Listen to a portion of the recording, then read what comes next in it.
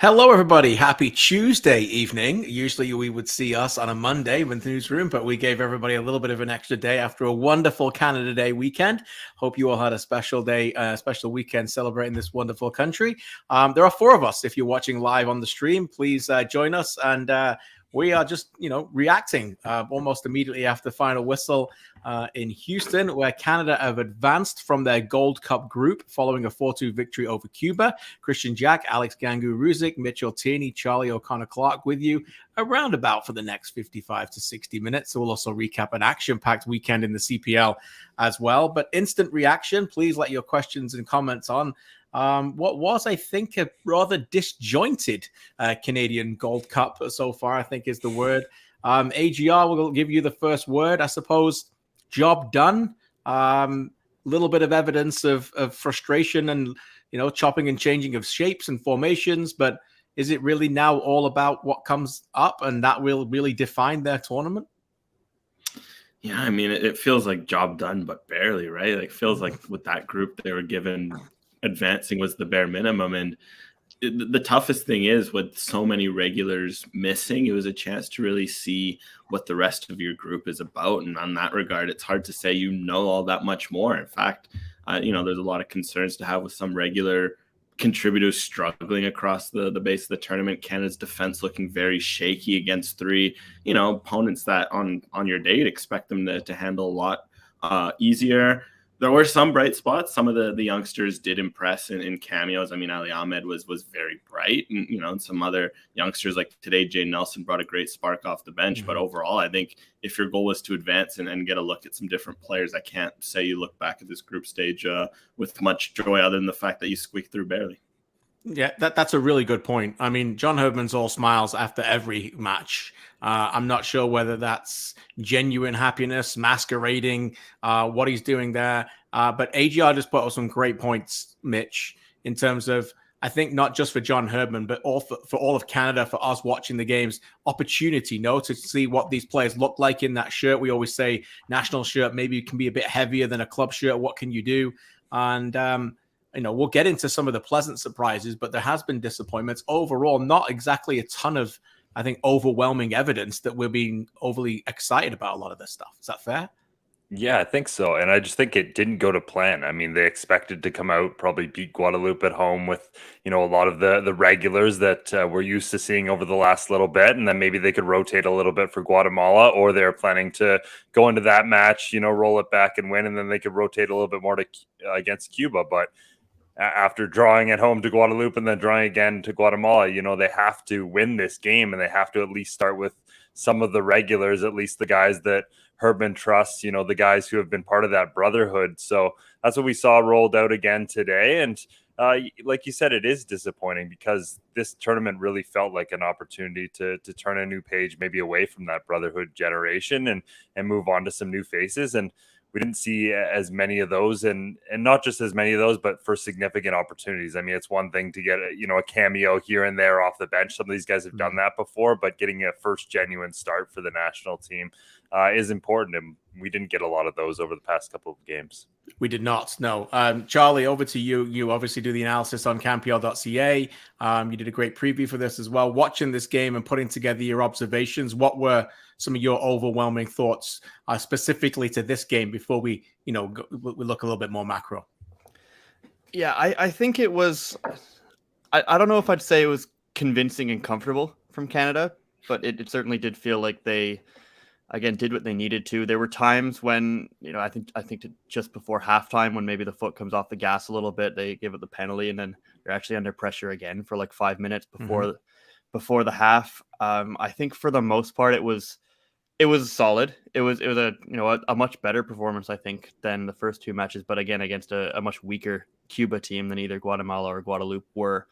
Again, I think there were probably more goals in this game for Canada, but not necessarily. I'm not really thinking of big chances necessarily that they missed, other than maybe Jonathan Osorio with a couple that could have found the net. The one where he was offside, and I don't think that actually crossed the line or not.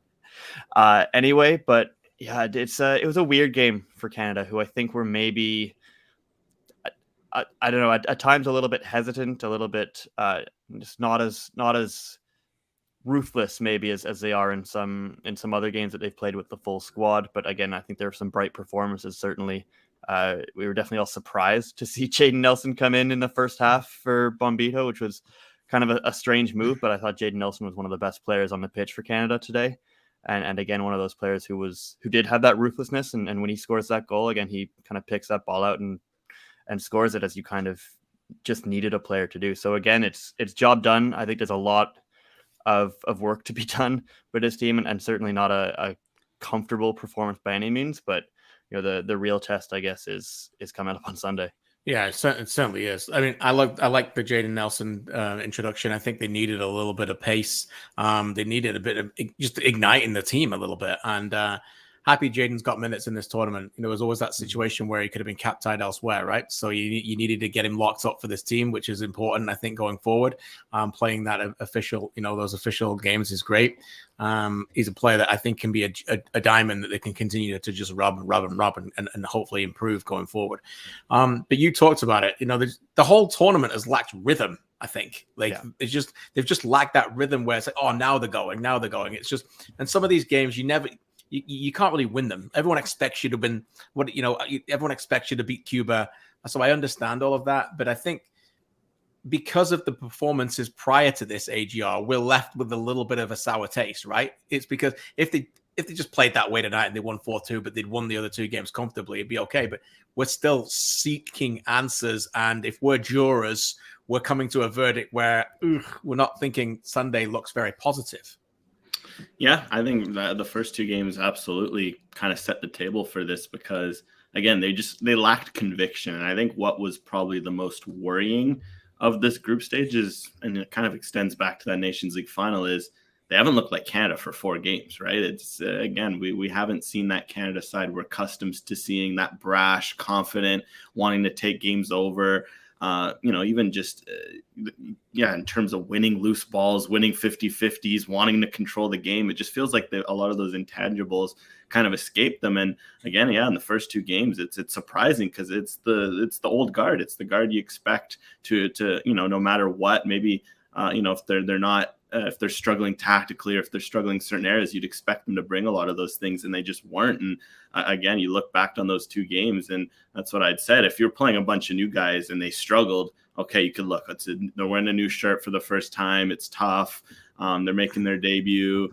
You understand it, or maybe they're not good enough, or you can ask yourselves all these things. But you're sitting here looking at players that, a year or 2 years ago were looking fantastic in a Canada shirt, and it just kind of makes you go, what's wrong? Why is it so disjointed? Why are you lacking that extra, effort? And, I guess you could point to everything going on off the field, but at a certain point when 90 minutes comes and you're representing your country, it just feels like we've been used to seeing so much more from Canada than we have. And I think heading into even in this Cuba game, we didn't really see that 110% we're used to seeing. And I think that's probably just the biggest frustration, given that these, we're not looking out there and there's 11 new faces or it's completely disjointed. This is a team we've seen a lot over the last 2 years. Yeah, it's true. I mean, what about, let me just ask you, AJ, quickly on that, about follow-up. You mentioned some of those players that you're not being overwhelmingly happy with. Who comes to mind? Who has been frustrating for you in terms of not reaching that peak that you'd like? Yeah, well, I think the big surprise was defensively and in midfield, because I think, again, you look at the attack, they're missing a lot of their big guns, and you could kind of almost understand the disjointedness, but it was really just, you thought with the defense and midfield there, like Steven Vittoria, he struggled across the first 2 games. He was on suspension risk. That's probably why he didn't play today, so they could save him for a potential quarterfinal. Even someone like Kamal Miller got burned a few times, in the last game, and that was, he was having a tough time down that left side. Milan Borjan against Guadeloupe didn't have the greatest of games. He did at least pick it up against Guatemala. And those are 3 guys who, you'd expect to kind of bring a bit of stability, bring a calmness to the team. And then even in midfield, a guy like Jonathan Osorio scored today and had a lot of great chances, but that turnover he gave away on the first goal really, if Canada makes it to this halftime 2-0 up, they could have won this game 5 or 6-0, but all of a sudden you're dragged back into a fight. All of a sudden you're back in the game. And it's just moments like that, especially from a guy like Osorio, who's so consistent. It's just surprising to see. And, he was one of a few that had that issue. Yeah, no doubt. You're listening to the Newsroom, brought to you by Volkswagen, Christian Jack, Alexander Ruzik, Mitchell Tierney, Charlie O'Connor-Clark. If you're live here on Tuesday night, we're recapping Canada's 4-2 victory over Cuba and into the quarterfinals of the Gold Cup, which will be played on Sunday in Cincinnati, Ohio, against the U.S. Alex, you just mentioned some of the negatives, well, I guess negatives, some of the frustrations and challenges. Mitch, positives, I guess. I don't want to put players in your mouth, so I'll let you say them. But who kind of stood out for you so far through 3 games? I think there's the obvious one, which is Ali Ahmed, who looks like a real player for Canada and a real option there at the number 8 in terms of, immediately stepping in and looking confident in trying things. Not all of them have come off, but more often than not, it has. So over the course of 3 games, he's maybe been Canada's most consistent and best player in the midfield there. So. He's been a very good one. I've liked Liam Miller, his reintroduction to the team. I thought it was critical that they put him into the middle today and played him as more of a forward in terms of how he was able to combine with Cavalry and the speed. You mentioned Jaden Nelson, the speed that he provided, but also the speed from Liam Miller to have more of a threat in behind that Canada hasn't really had through the first few matches. So I think he's been very impressive as well. So those are kind of the 2 guys that have stood out to me the most, I would say. Yeah, that's fair. I like your point about Miller. I'm pretty consistent about this, which also brings up about Ali Ahmed as well. It's like play players in the positions that they're comfortable with. I think that should be the minimum requirement. I mean, I get that players are injured and that we don't have a ton of terrific left backs and you got to figure it all out. I get all of that, but if you're trying to play players in different positions, I don't think it works. And I know what he said about Bombito. Bombito's a defender. Okay, he's a defender. And Colorado think he's a defender. That's a fact. And he's a defender. He has a nice little cameo. He can play 15, 20 minutes if you need him in midfield. He's a defender. So let's get that out there right away. What about you, Charlie? Anything else stood out for you in terms of this team? What about the shape, the changing things around a little bit? Are you echoing Mitch and Alex and my thoughts on defense and the concern and how they protect that ahead of this U.S. game? Yeah, it was a little bit, again, we keep using the word disjointed, and part of that, I mean, I guess is chopping and changing a little bit, and some players, making debuts or at their first tournament for Canada. And again, as you said, Christian, there's, even when you have Ali Ahmed in there for the first 2 games in midfield, and he plays very well, and he was still left back for this game, it's not really doing him any favors, I think. And he was still good in this game, but maybe didn't have as much of an effect on it as he did, especially against Guadeloupe when he was able to combine with Richie Larea over on that right side, which I thought was the best part of that Guadeloupe game. You can't say that this shape, this 4-4-2 didn't work for Canada because they won. But again, I'd be a little bit concerned about more kind of major changes against a team like the United States, where I think the last thing that this Canadian team needs right now is more uncertainty and challenges and things to learn on the fly, because there's already so much going on and things that have been frustrating for them. They've been fighting it a lot at times in this tournament. So I just feel like in a game that's going to be very difficult like that, you have to go with what's going to make these players the most comfortable, because they're not going to be comfortable anyway in those 90 minutes. Yeah, look, I don't think we'll get into the US game in a second. I don't think we should expect major changes, but all hands up if you expected Victor Lattori to play more minutes through 3 games. Right. I'm not alone. Okay. Little stunner. No, AGR. I mean, the guy's played almost every game in Scotland, every game that matters in an incredible relegation battle where they go through the very last game and then they win the playoff drama, fitness off the charts, in a position of need. And we didn't really see a lot of him. Finally got a cap tonight, but there's a bit of a struggle and a bit of a mystery for me, AGR. Fair? Yeah, I think Victor Laturi absolutely should have deserved a look, right? It felt like he kind of ticked every box. Like, he's had the club form. He's been in the camp a few times, so at least he's had that familiarity. So you can't say he's been dropped right in when, some other players, first time they're immediately on the field. And it's just even the fit tactically. Like, Victor Laturi, as we've seen since his time with Cavalry, is number 6 who will get on the ball. He'll set the tempo and he can defend, right? And I think especially in this Cuba game, you knew that Canada was going to dominate the ball. Even against Guatemala, you knew Guatemala was going to play 4-4-2, sit behind the ball. You wanted to see a number 6 that could control the game. And I just thought it was fascinating that John Herdman said that's kind of what he expected from Moise Bombito, who's never really played in that position, when you're kind of thinking he's describing a lot of what Victor Laturi can do on the ball, the setting the tempo, etc. And okay, maybe you want to try out Bombito for one game, but the fact that Laturi didn't start a single game, considering the teams they were up against and everything, I was very shocked. And I'm happy he got on and he showed his quality in glimpses. That through ball he played to Richie Larea, one touch. You got a glimpse of, okay, that's what we've been waiting for, what we've been, saying. So hopefully he gets a chance to show it more, because Canada needs someone at the 6. It feels like it's a position that's kind of hurt them throughout this tournament, especially defensively. And a guy like Laturi who can bring the defense and the on-the-ball stuff will help immensely. Yeah, great point. Sorry, go ahead. Oh, I was going to say, just quickly for me, it's kind of puzzling that the two guys they brought in as injury replacements see the field before Victor Laturi, and Jaden Nelson and Liam Fraser. And when Victor Laturi was at the last two camps, that's just a little puzzling for me. Yeah, it's a good point. Get your comments in. We're going to carry on talking about the national team for the next 10 minutes or so before we turn our attention to the CPL. Lots of comments coming in, including from Anthony, who said, I look a little orange. Must be all that time spent in Hamilton salivating over Forge. Actually, no, mate. It's just that my son plays a ton of baseball and it's hot right now. So I spend a lot of time outside. But thanks for the, I think, compliment, but maybe not about Forge. I'm not sure. But wait for my top 10 rankings tomorrow if you think I'm a Forge fan. Anyway, we'll get to that later. What about Richie Larea? I think he deserves a mention. We've been going 16 minutes, we haven't mentioned him yet. And this is not a difficult time for Richie, but a changing time, a transitional time, maybe going back to Toronto FC, maybe not, Charlie. And what I like about this is that when the stars aren't there, so quote unquote stars, we want other people to shine and have the broad shoulders and be the leader tactically and make a difference. And I think Richie deserves a mention because he has been that player for Canada.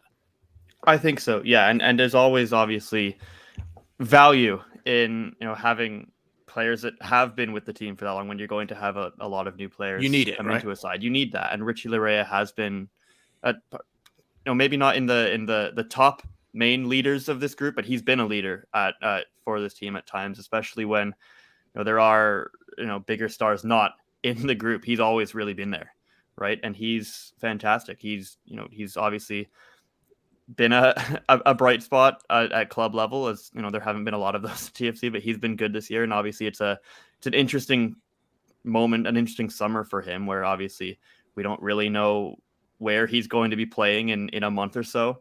And I don't know if he does either, but yeah, he's a very important player for this Canada team, especially when they do get in transition. He's probably the best player one-on-one in this team at the moment. I think he's a guy that can take on defenders, which obviously you're going to need to do, especially against the United States. He's going to have to make those driving runs and play in transition and play those balls. So again, he's kind of that spark plug player that you really need in moments, especially when maybe the shoulders start sagging a little bit. He's always kind of that energy guy. And I think he does deserve a mention because his work rate and his talent has been there. And it's been a really bright spot for this Canada team, I think. Yeah, and I will get to the US in a second, but I think if you're BJ Callahan, he's probably the number one name you write down, right? This is the person we got to think about. How are we going to stop Richie Larea? I think that's the key for them.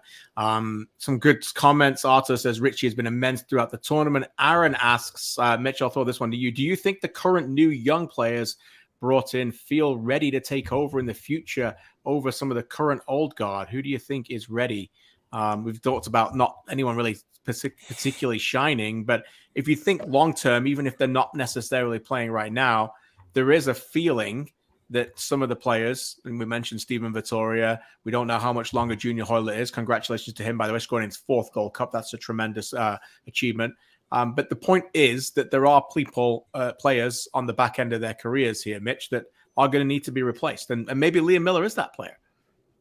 Yeah, I think he's definitely put himself in the conversation. There's one who actually isn't here and wasn't at Nations League that is very disappointing that he wasn't here, and that's Derek Cornelius, who I think it would have been really lovely to get a look at what he could do in this Canada center back pool, and I think he's going to be one of the leaders going forward, just what we've seen from him in Sweden recently and what we saw from him last camp for Canada. So he's been an absolutely massive miss, and a player who I do think is going to factor very heavily into this Canada side going forward. I think, maybe a guy like Miller can start to, although there's a lot of young guys in his positions that continue to play well. So, even if he does, there's a lot of, that's a tough spot to break into. I still make the case for Loturi. I think that's just a profile of player that Canada really needs right now. So I think he's going to have every opportunity at some point here to break into this side as Canada continues to roll through the options. But those are a few who I'm keeping an eye on. Obviously, again, we haven't seen much of them over the last little bit, but it's been so consistent from Canada recently. Yeah, all fair points. I'll throw out Theo Corbianu, who's just got his move today, by the way, as well. I think he's still, a dynamic player that's very good in the dribble, low center of gravity, can really go one side and the other with left and right foot. I'd like to see him play more for Canada. Finn says we should have had McNaughton and Waterman in the squad, former CPL boys. A little, I think, puzzling again, particularly with Joel and the way that he's been playing. And again, I know that it seemingly is that John Herdman is targeting players with, he believes, higher ceiling. Bombito may well have a higher ceiling than Joel Waterman. But if you want to win, and it's not about, I don't think, trying to make sure that their transfer fees go up and you can give them the chances now. I think if you want to win tournaments, you should be picking players who are better now, not necessarily high ceiling. And maybe even Amir Didic. I'm looking at some of these defenders right now, and I think that Didic has got a definite possibility, I think, to get back in the team the way he's playing. All right, we've been set pieces alone. Set pieces alone.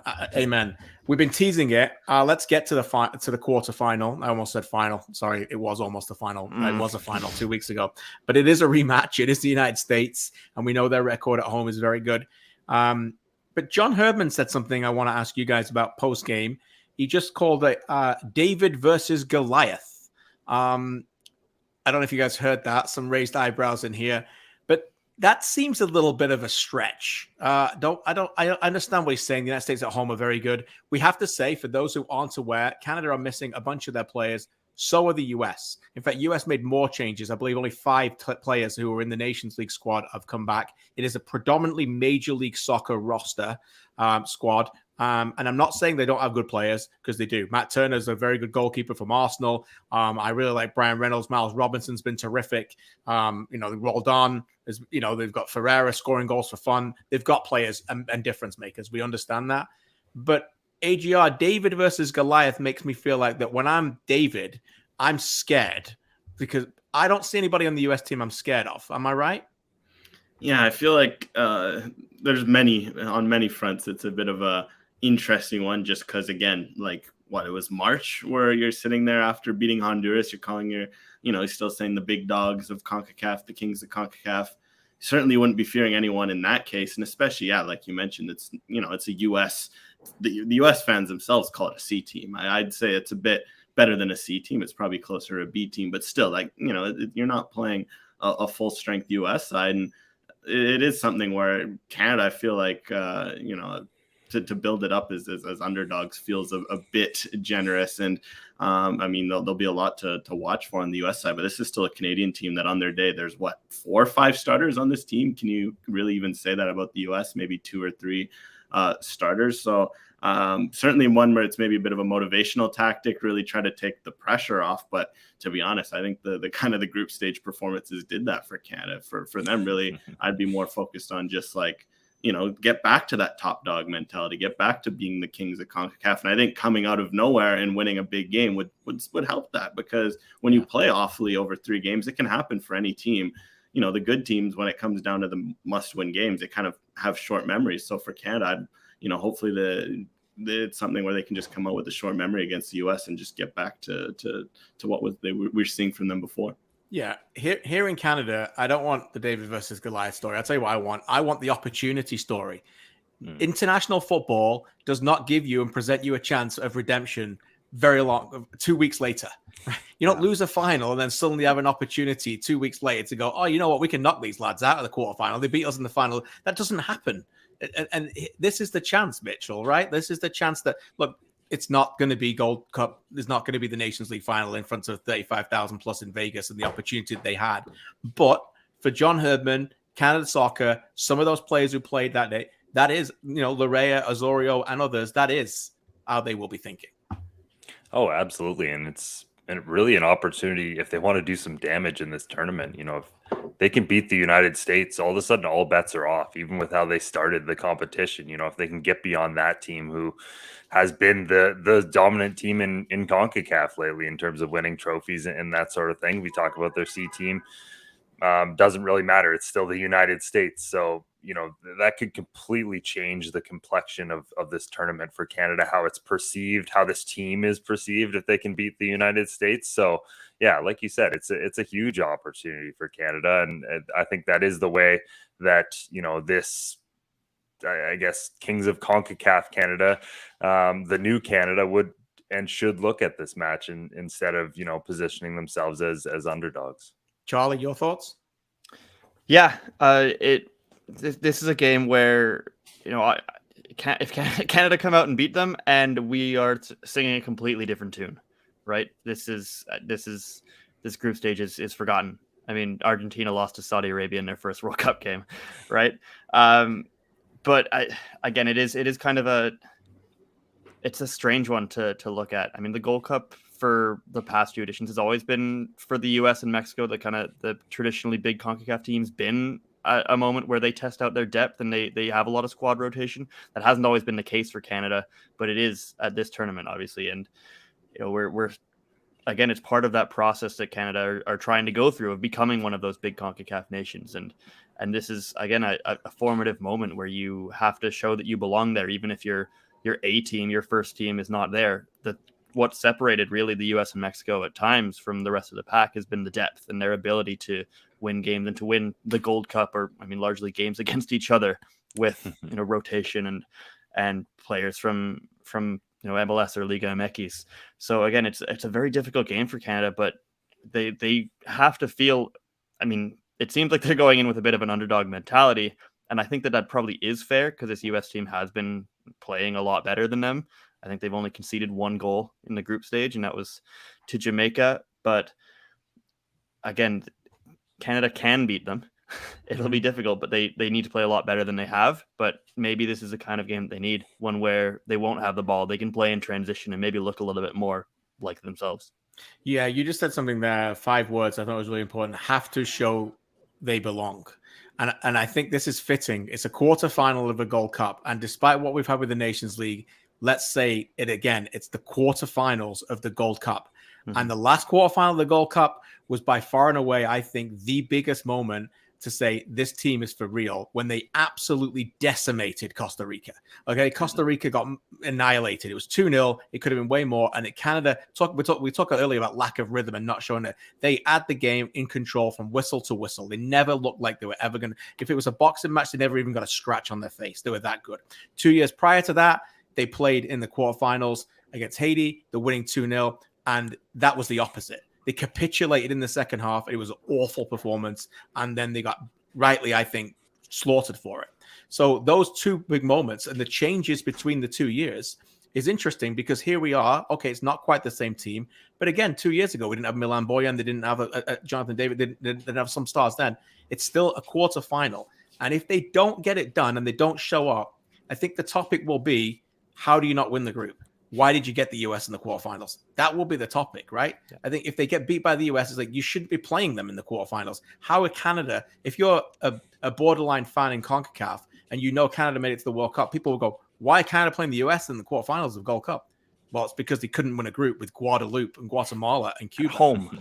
At home. Played a game at home. That's ultimately the reason, right? So go out there and win the game. But if you don't, people have a right to question it. And I think they will. And I think that's fair. And again, here we are, AGR, in a pretty interesting quarterfinal of a Gold Cup, 2 years all apart, where the last two, for both opposite reasons, I think have been almost tentpole moments for this team. Yeah, I think it's absolutely crucial, right? It's a chance, a measuring stick game as well to go out against the U.S. If you want to build a rivalry, you're going to have to start getting, to continue to punch. There's always give and take in a rivalry. And for between 2019 and 2022, Canada gave a little, right? They win at home in Nations League. They beat them in qualifiers. They get a point off them away. They were given, and now the U.S. had the chance to get back, and they got Canada at the last Gold Cup. They got Canada in the Nations League final. If you want this to be a rivalry, if you want this to be a moment where you can prove your medal as a top CONCACAF team, again, it goes back to before, like forgetting this, terrible start to the tournament you've had. Just forget everything. It's a chance to play your rivals in a competitive game. We have to remember this doesn't come around often. Before, how many competitive games against the U.S. have there been in my lifetime? Most of them have been in the last 5 years. So enjoy it. Go out there and make the most and put in a really strong performance. I think that's also going to be crucial because, look, it is something where due to their draw, they were going to play a strong team either way. That Jamaica team is no joke. So it's something where it's kind of pick your poison. You got the U.S., then make the most of it. Because you easily could have won the group and gotten them with how fine the margins were in that U.S.-Jamaica group and just, put this bad run behind you. And I think this would be a good way to kind of show that, this new Canada can be resilient. Because look, again, great teams have terrible runs of form all the time. I can't remember how many times if you hear managers like DJ Deschamps get their heads called for bad runs of spells against teams like Liechtenstein and Luxembourg, and then all of a sudden you come to the big games and you get it done. Well, for Canada, they've had their struggles. This is their chance to kind of forget that against a big team and a big rival.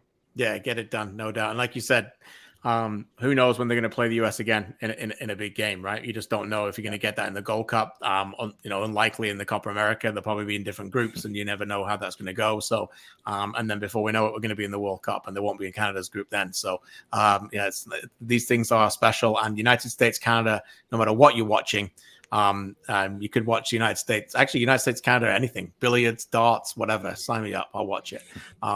Charlie's not so convinced, but darts, I think I could. Is there international darts? I don't know, but I wish there was, because I think the crowds in England, we could make that a big thing. I would watch that.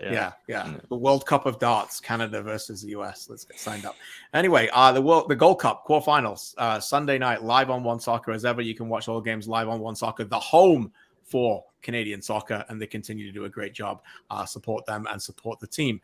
We will transition now towards the Canadian Premier League. Look back on the weekend. The boys are going to stick around. They're going to come back and break down their own games. In the meantime, let's take a look at what happened on Canada Day weekend in the CPL.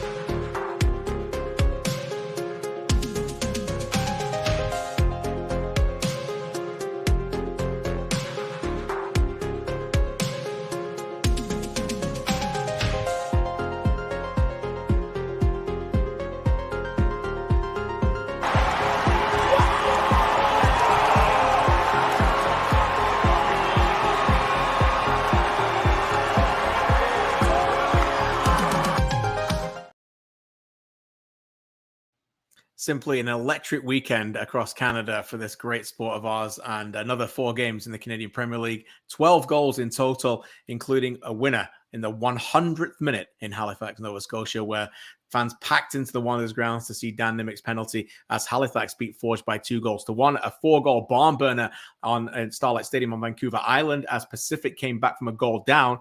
Familiar theme continues in the CPL this year. Teams that take leads do not hold them. Pacific they were down by 1-0, came back, led 2-1, couldn't hold the lead either. And Atletico Ottawa came back to get an Ollie Bassett penalty to tie it at 2-2. Cavalry took the lead early and kept it with 2 goals with a goal from Maya Bevan and Gote Ntingni. And again, York took an early lead in that one, couldn't keep the lead through Alu, with Hundo getting a goal soon after. But Ozaze Di Rosario, with his late goal, took all 3 points back to Ontario for Martin Nash's team. We start the recap, though, on Friday, and there's no other place to start it than Halifax, Nova Scotia. What a moment, what a special game, and what a special team this is developing into. We bring in our own very much correspondent for this one, Mitchell Tierney. And Mitchell, this was an absolute joy to work on and to watch. I know you had a thrill of this. Every week, for those who are listening to the first time, we ask our correspondents to give it a mark out of 10 for their compelling factor. I'm eager, my friend, to hear your number. What did you like about it? What did you give? I'm going to go for a 9 out of 10. Strictly the late drama in this match. I mean, in terms of storylines, doing the match report for this one, the delete button was working overtime because the story changed so many times in the last few minutes. First it's Halifax, getting that early goal and then really grinding out a home victory that would have made it 3 straight for them for the first time in club history. Then the script flips to it being the exact same script as the first game. The two sides played together where Forge ends up getting a late goal and, kind of undoes all of this great work that Halifax has done and gets, another come from behind point. And then again, it changes with Halifax somehow pulling off the dramatic winner at the very end with Dan Nimick scoring his goal, and just the atmosphere and everything surrounding that. I mean, it felt like a big moment for this Halifax club who, are really trying to have more moments like this at home this season, and that being such a big part of the transformation of this team. So, from their standpoint, just a huge game for them. Yeah, huge game for them, as you mentioned. First time in club history to win 3 games in a row. The scenes on a Friday night were absolutely magnificent to watch.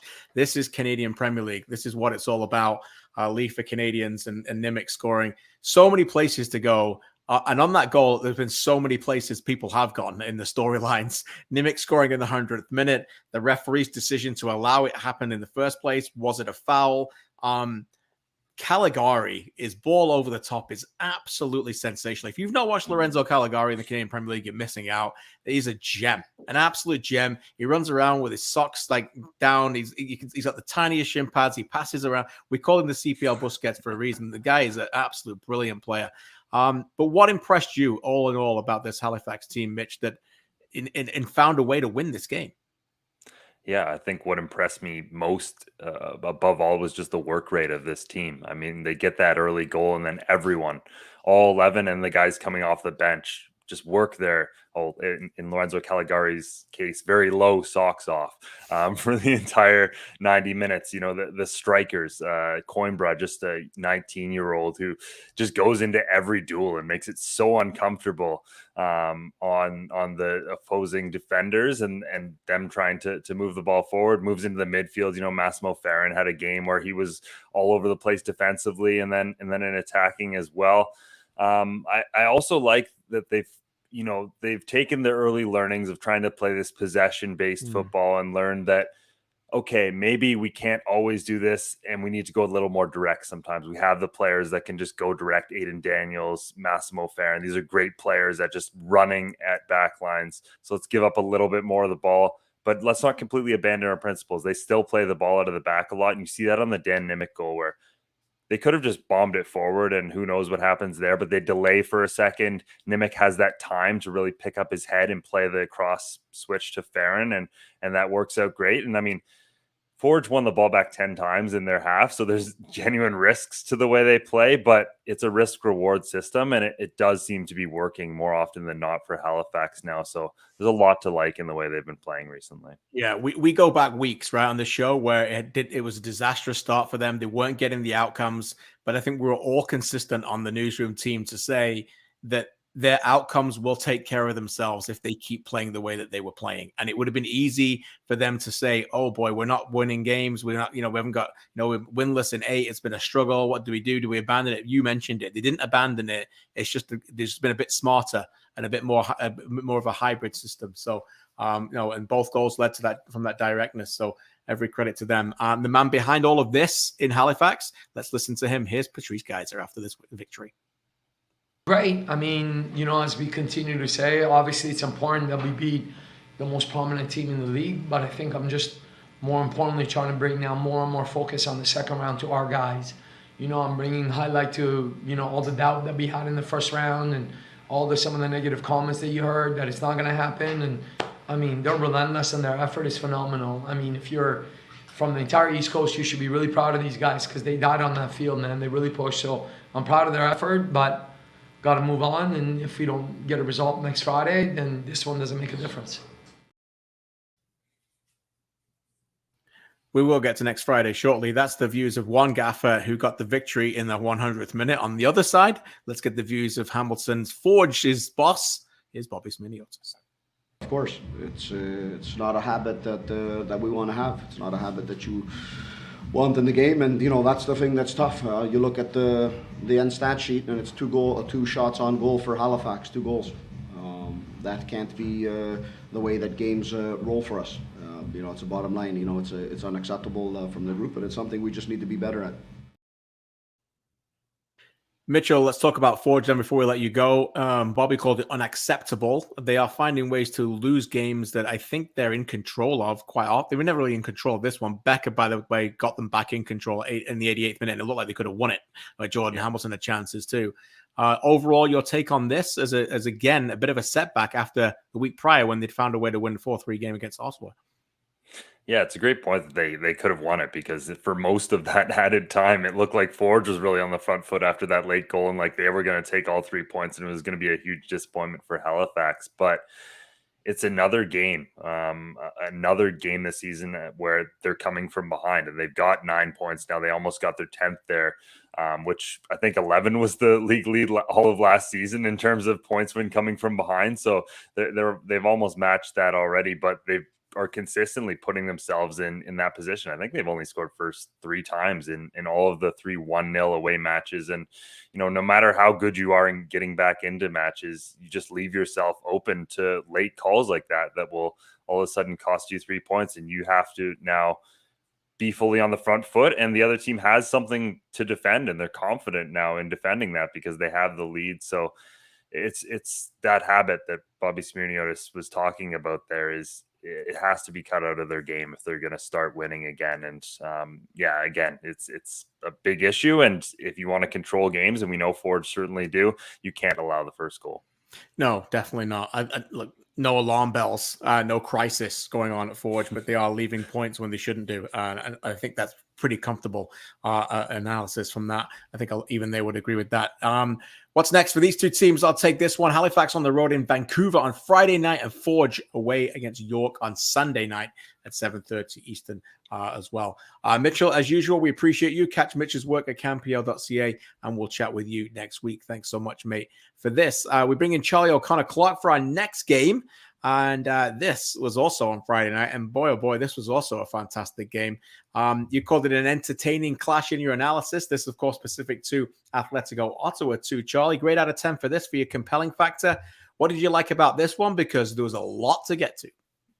Yeah, this was a great game. I think it didn't have quite the theater of Halifax, so I'll give this one just an 8 out of 10.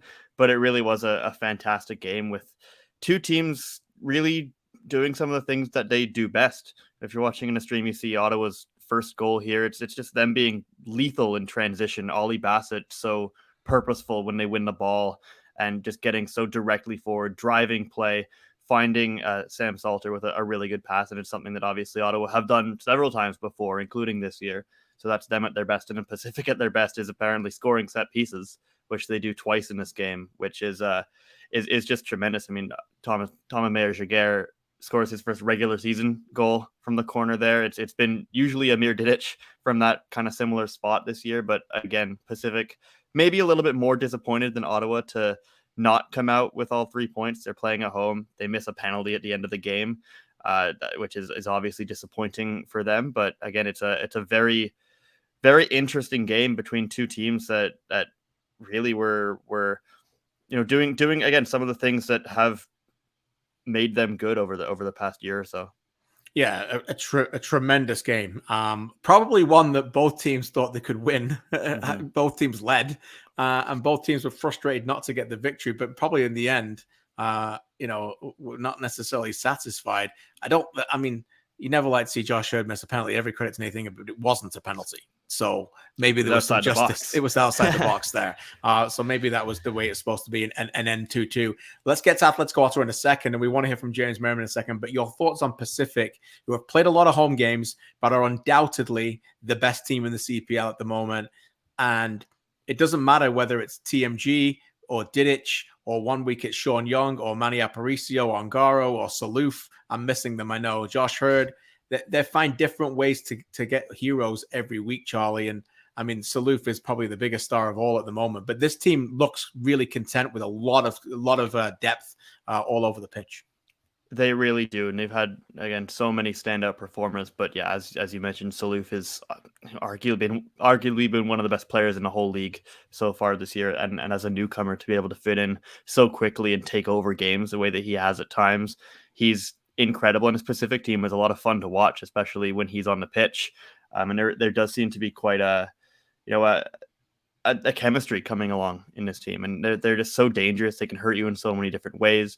When you're defending against them, as a defender, you can't overcommit because they've got so many players that can beat a defender one-on-one, but you also can't give away free corner kicks and set pieces because they're so dangerous from those as well. So it's a very tricky team to defend against because there's just so many weapons and ways that they can hurt you.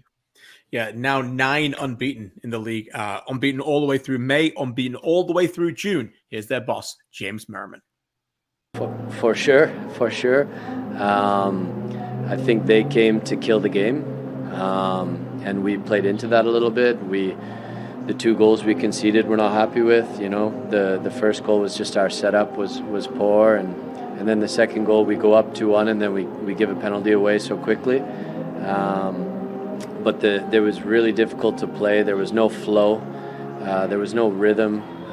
So it was not an easy game. And, I have to give the players a lot of credit for the effort, the work that we put in. And overall, the month has been an excellent month. So I just thought we were slow in the first half. And then you saw us in the second half. And for sure, should have taken 3 points. But it's okay. It is. We'll learn and we'll move forward. Before we move to Atletico Ottawa, I think James Merriman has gone up an unbelievable notch with his in-game coaching this season. And yes. I know he's got way more weapons in his bag than he did last season. But his decision-making in-game, I think, is incredibly astute. The amount of guys he puts on at the right time, even his discussion at halftime, they made a big difference the way they came out.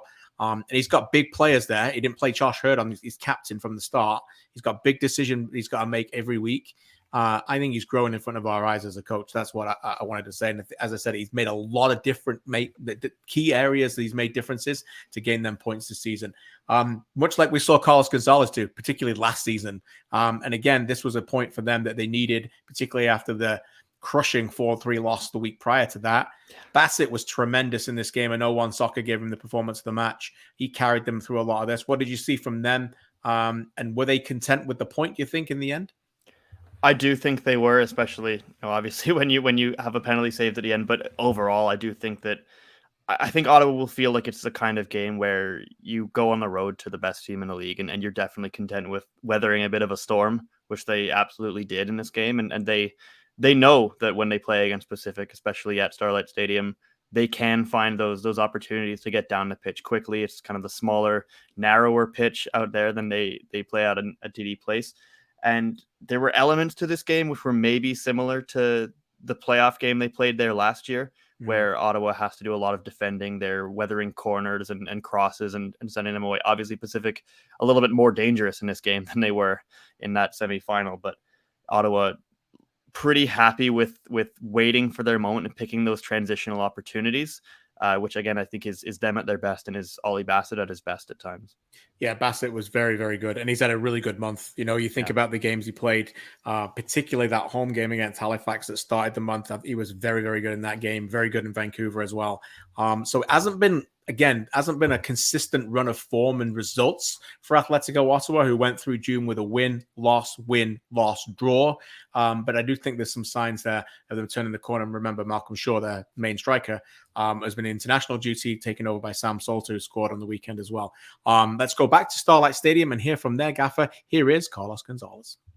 Well, first of all, the players, they showed desire and energy to run 90 meters and to step into the other team's box with that speed. We knew that in certain moments, Pacific were going to give situations with not enough balance of defenders over there, so we had the spaces to break into. And I think that we did it great. We take advantage of that situation after a corner, I think, and it went well. It did. Both teams return home for this weekend. Pacific take on Cavalry on Saturday. That'll be a great clash there. 6 o'clock local time. And Atletico Ottawa on Sunday host Valour at TD Place in a very good game that always play well when they play Valour as well. Always good clashes in that one. As usual, you can read Charlie at CanPL.ca, including his analysis coming up of Canada against Cuba as we get you set. That's going to be Mitchell's analysis. Mitchell's analysis, of course, of Canada versus Cuba. And Charlie is all over that, as well as we also turn our attention on CanPL.ca towards the Women's World Cup coverage coming up, Charlie, as well. We're going to be all over that, aren't we, over the next couple of weeks as well, getting ready for that. So we're looking forward to that. Charlie, great work as usual. We'll chat with you, of course, next week. We continue the show on Saturday. There was a game in Winnipeg, and it was a good game. It was Canada Day, and we bring in our own correspondent for this one, Benedict Rhodes. Benny, great to see you. Cavalry always seem to play well when you do their games, I feel like. And in this one, they found a way to get a goal early and a goal late, and a big 3 points for them overall. Your mark out of 10 for this one is a compelling factor. What impressed you and who impressed you? I'll go for 7.5. I think that's probably fair. It's an early goal. Cavalry coming out of the gates flying. Meyer Bevan. It wasn't the prettiest goal. Unfortunately, on YouTube, you can see it right now. I think it was probably 2 mishits from the cross and the shot, but they found a way to get the ball into the back of the net, and that's what matters. And from there, for the next half an hour, or the rest of the half, really, it was all Valour. They were all over Cavalry. They were getting the majority of the scoring opportunities, and except for this one, if you're watching on YouTube, with Sergio Camargo had a glorious chance to make it 2-0 late in the first half. But for the middle portion of this game, it was Valour really controlling this game and just couldn't find that goal that they were missing. And then the time winding down, Cavalry managed to find a second one and came away with I think it was a very deserved 3 points. Yeah, Cavalry have got players who can score goals right now, and obviously that counts with Meyer Bevan, who's a top goal scorer. Gauthier Intigny has been really good for them as well. It was great to see him get the goal late and back-to-back games as well. Really happy for Ben Fisk, who's been obviously not been playing too much this season with injury. Was able to help them there get that goal as well. And as you mentioned, probably a deserved 3 points. It's always nice when you can secure that before the final whistle as well. This felt big for me, Benny, watching it. This felt big for Cavalry that they got back-to-back wins for the first time. We know that it can be a team in momentum. They haven't really found that this season. They had a great run last year when they went unbeaten in 11. I think club record. This feels like this could be a team that might just be finding their top gear, do you think? I think that's probably fair. I think, one of the major criticisms, I guess, of this team was, they maybe scoring goals and not defending well, or defending well and not scoring goals, and now they're kind of putting the whole thing together. And in this game, Eric Kobza and Dan Klump are absolutely fantastic in the back for this game. And, when those two guys get going, I don't know if they might be one of the top center back duos in the league when they're both playing at the level they can play. Klump especially, we know how good he can be. And he defended well. He had a big part on both of their goals. And, if they keep playing well and they start getting some of these pieces back, like Shamit Shom, like Kyle Montgomery, Maya Henry coming in as well. So I think, they could take a step now and really start to put some points together. Yeah, I agree with that. This is what we expect from them. And look, in a league in the CPL that rewards consistency, we've got that tier system. First is very different to second. Third is very different to second and fourth and so on. Cavalry will know they have to step it up to continue to get on that run. And they'll still believe they can win this title in the regular season, no doubt. Let's hear from their boss in Winnipeg. Here's the victorious Tommy Wilden Jr. Yeah, professional. I thought we knew you're coming into a good group. They're having a decent season and unbeaten, as Fraser said, in 13 games. So we knew it wasn't going to be easy. So we talked about moments in our defensive structure. We knew where their threats were, and our lads were disciplined. I thought, Charlie and Jesse Daly were incredible in midfield, breaking up their threats, breaking up the play, and the back line did what they can do, kept the clean sheet, kept them at bay, and the front line did what they did, and Meyer Bevan scores again, and then Gauthier and Tigney, fantastic again. Yeah, Charlie Trafford, I thought was very, very good. And the game almost got into the team of the week, but is, I believe, suspended for next week. We'll get into what's next for them. Talking of what's next, let's go back to IG Field in Winnipeg, hear from Valour's boss, Philip Dos Santos, after his first home loss in 11 months. We controlled a lot of ground. We controlled the ball. We created chances throughout the game, and we couldn't capitalize. I think that right now it's starting to be a common denominator. We look at it, it's 13 games now, and we have 10 goals, so it's evident that it's been a problem for us until this moment. So yeah, the chances are there. You look at it again, the amount of half chances and good chances that we had today, but at the end of the day, you need to capitalize, you need to score, you need to find that goal so that everyone could breathe a little bit, and it didn't happen. Fair assessment, Benny. I mean, I think they've scored more than one goal in just 3 of those 13 games this season. And, they've got some nice attackers this year, Novak, Niangabere, Williams, but they need to start scoring more often and not relying on Gutierrez or Debrienne to score a screamer. Yeah, absolutely. All their goals have come from set pieces or like you said, from wonder goals that you wouldn't expect them to score. So I think they need to get more out of Siaj and Novak at striker. They're getting the chances. They're just not putting them in the back of the net. Siaj in this game had a cross in from Becerra that he got his head on and sent it well wide of the post when he was probably expected to get it on target. And I spoke to Phil midweek, and he even said, if they feel they can upgrade, they might even look at going out and getting someone. It kind of depends on who can pick up their form and really kind of prove they deserve that number 1 spot up top and start putting some goals in the back of the net. They'll need to do that against a stingy Atletico Ottawa at TD Place on Sunday at 3 o'clock Eastern Time. Valour in Atletico Ottawa's territory there. And as we mentioned earlier, a huge one. Starlight Stadium, 6 o'clock local, 9 o'clock Eastern. Cavalry at the Leaders Pacific. And if you believe in trends and you think the league is a little bit stretched at the top right now, you might think that Cavalry might get that victory. So we'll see on that one. But Cavalry looking to go 3 wins in a row for the first time this season. Benedict, as usual, catches great work at CanPL.ca. And of course, his fantastic guide towards the Women's World Cup. Everything you need to know is up there right now towards that tournament that kicks off later this month. Appreciate you as ever, Benny. We'll speak to you next week. Last but not least, we bring back AGR, and we want to recap a great game in Vancouver on Sunday. Our West Coast correspondent is back. Fantastic after his brilliant thoughts on Canada. And AGR, you were all over this one for us at CanPL.ca as Vancouver lose to York United by 2-1. There's a lot of early goals in the CPL this year, and you had 2 in the first 6 minutes. Sean Hundal scored 3 goals in the first 6 minutes this season, but in the end, it wasn't good enough for Vancouver as York United found a way. What were your overall thoughts on this one and your compelling factor out of 10? Yeah, I'll honestly give this one an 8. I think it was one where it was entertaining early and often. It's one of those where, sometimes teams can feel each other out. No issue with that. 1 second there's a goal and you're, writing down notes, figuring out what's happening. As soon as, you're reacting to that great ball over the top from Gagnon Lapare, nice finish from Alou, Anthony White's putting it on a platter for Sean Hundal, and it's game back on. And from there, it was just a very wide open game, which is surprising. Vancouver, wanting to keep it tight at home. York on the road, you'd expect them to want to lock up shop a little, but it was just chance after chance after chance. We saw Sean Hundal had a great look there. There's a few other chances from his Vancouver teammates. Brian Wright himself could have had a hat trick. And then in the end, Ozaze Di Rosario scores and gets the York the win.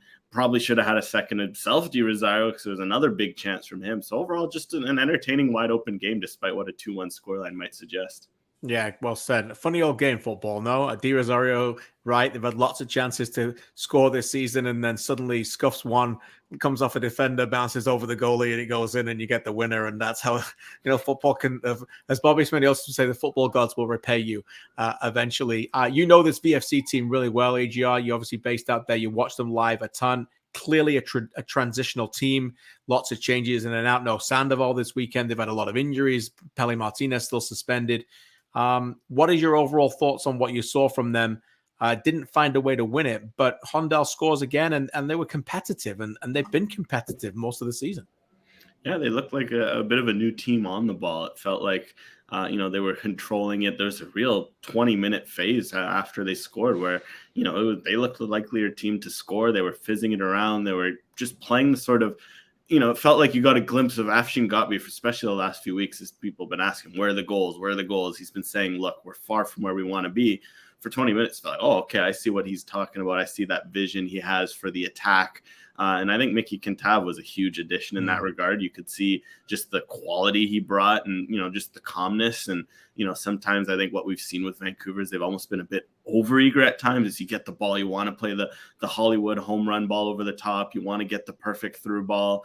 And sometimes you just need to hold it, visit around, get that possession, get that comfort, and pick your spots. And I think someone like Cantave brought that calmness. And I think it kind of rubbed off his teammates, and they immediately picked up off that. And I think that's a good sign because, again, we've been saying it since week one. There's quality in this roster.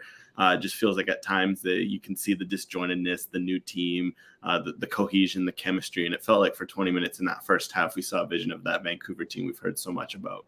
Yeah, Cantav made his debut after the transfer swap with Cavalry, with Niall Henry going the other way. Let's go back to Vancouver FC's ground, and let's listen to their head coach. Here's Ashvin Gopti. Yeah, I think there were a lot of positives. Of course, we're all very disappointed about the result. Unlucky second goal, a deflection.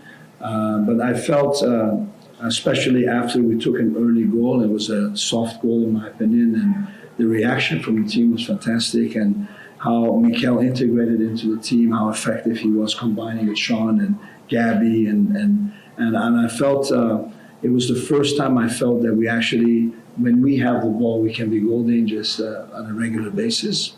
So that's for me very positive. But I think defensively we have to be a lot better. We gave too many chances away. We were too stretched out at wrong moments, and there are times that I also believe that when we have possession of the ball, not just our team, I think a lot of the teams, that we give the ball away too easily. Yeah, that's well said. Backing up your points there. As for York United, they've been the road warriors and the guys clocking the most air miles lately. They've been on a brutal stretch. But when you think about it, away from home this season, they've been to Ottawa. They won 1-0 there. They went to Halifax. They won 3-0 there. They went to Hamilton. They won 2-1 at Forge. And now they go to Vancouver and win 2-1 there. Here is their thoughts of their manager. Here is Martin Nash. It's nice to get a win on the road after three of our last four on the road. Even though we played maybe better than we did tonight in some ways, we didn't get results in the last three, and we conceded in the last 10 minutes. So to be able to hold out when they're throwing the kitchen sink at us was big for us today, and hopefully we'll build some confidence from that. Final question, AGL. What were your thoughts on York? I know you were talking about them a lot in your analysis on CanPL.ca. No, Babuli was basically suspended, but no problem for them. And Dero gets that goal, found a way. And Jeremy Gagnon and Laparé, again, as you mentioned, pulling the strings in midfield. Overall, your thoughts on a York team who keep finding a way to win?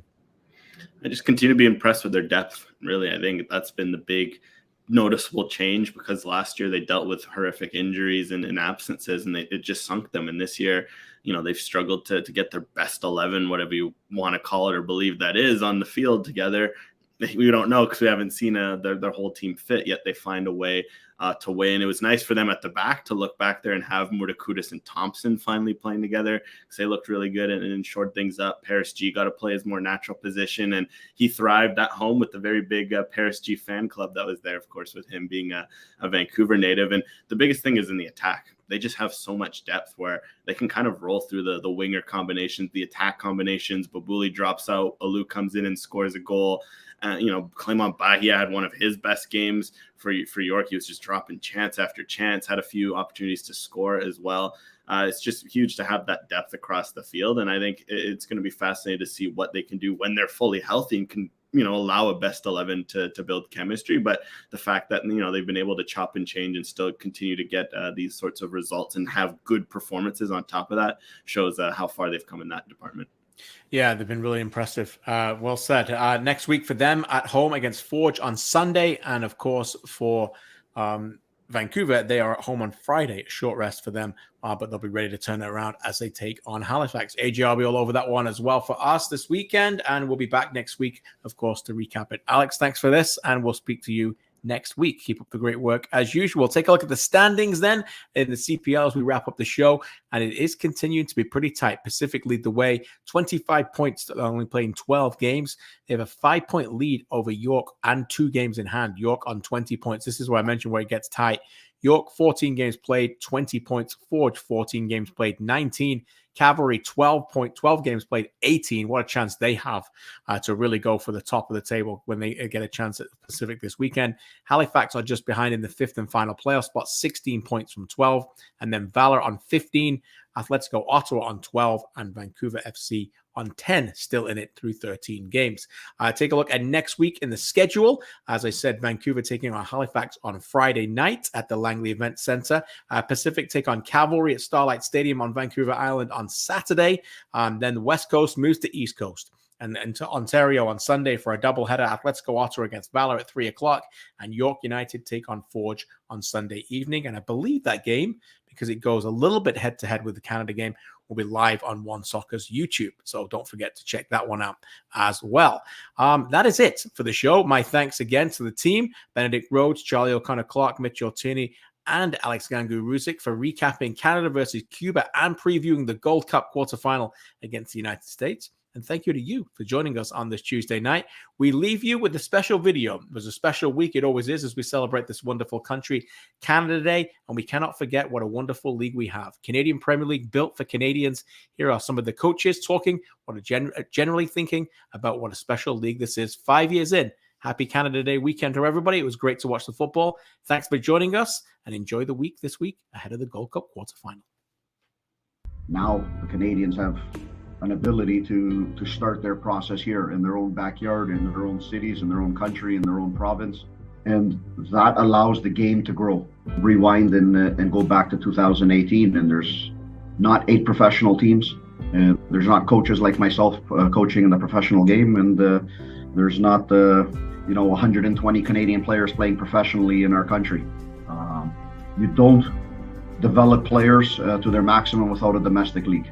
You can see the interest is genuinely growing, and that's what the league was created for. And you also see young players coming in, young Canadians getting opportunities that were never existed before, that could have fallen out of the game.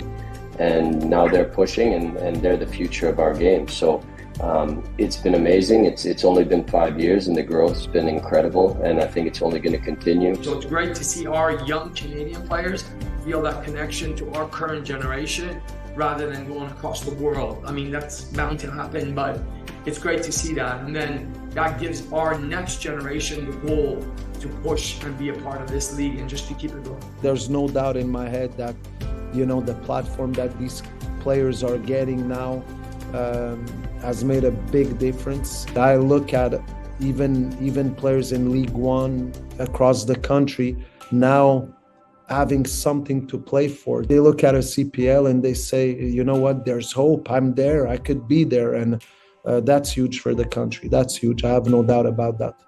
This league has been built through a pandemic, and the owners that are Canadian have invested in a professional league to make sure that it exists and there's opportunity there. My role in this ecosystem is to give back to a country that's welcomed me, and I'll continue to do that. I just want to help grow the game here and leave it in a better place for when somebody else takes over the journey.